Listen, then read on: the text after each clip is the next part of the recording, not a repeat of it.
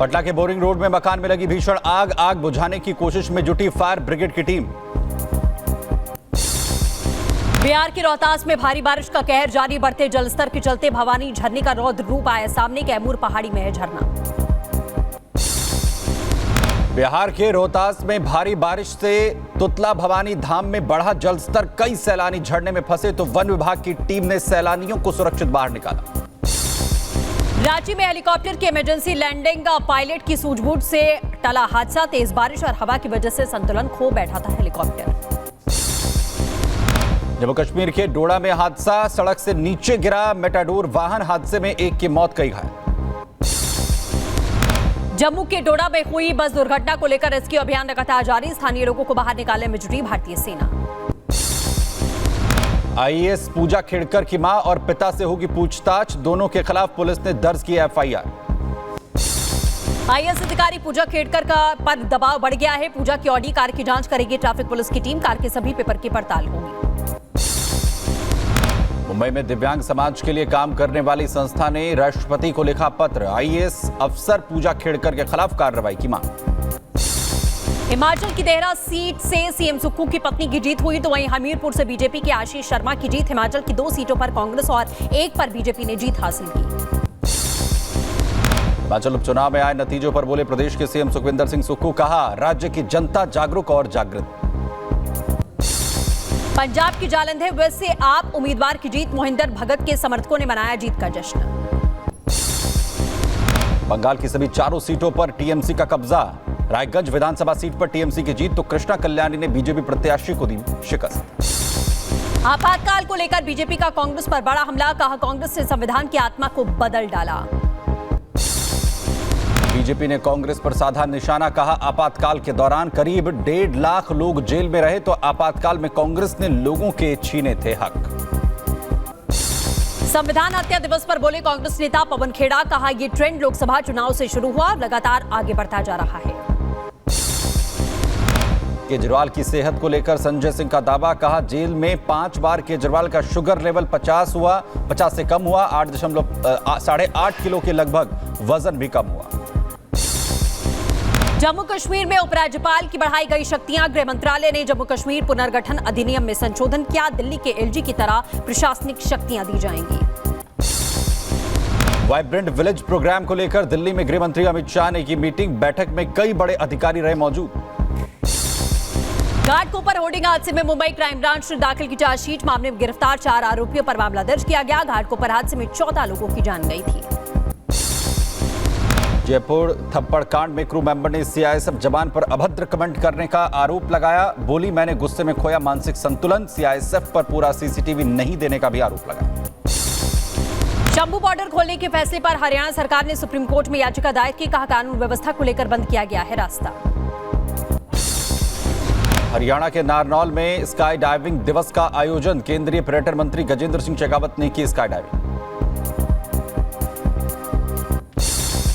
UP के औरैया में चला प्रशासन का बुलडोजर, अवैध बने 45 दुकानों को ध्वस्त किया गया, भारी संख्या में पुलिस बल की तैनाती की गई। महाराष्ट्र के जलगांव में एक पैसेंजर ट्रेन पर पथराव, कुछ लोगों ने ट्रेन की चेन खींचकर किया पथराव, मामले की जांच में जुटी पुलिस।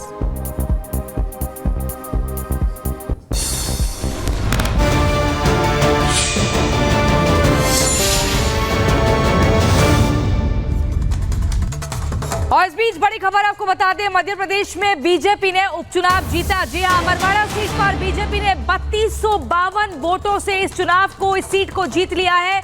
आपको बता दें कमलनाथ की गढ़, कमलनाथ के केंद्र छिंदवाड़ा में ये सेंध लगाई है बीजेपी ने। बड़ी खबर आपको बता रहे हैं, आज पूरे देश भर की अगर बात करें तो 7 राज्यों में 13 विधानसभा सीटों के उपचुनाव पर नतीजे आने थे और लगातार सुबह से ही गिनती उन चुनावों की चल रही थी। आपको बता दें इसी बीच मध्य प्रदेश के अमरवाड़ा की अगर बात करें तो इस सीट पर बीजेपी ने जीत दर्ज कर ली है। 3252 वोटों से बीजेपी प्रत्याशी ने जीत दर्ज की है। बड़ी खबर मध्य प्रदेश से, जहां पर एक ही सीट पर उपचुनाव हो रहा था। देश भर में 7 राज्यों में 13 सीटों पर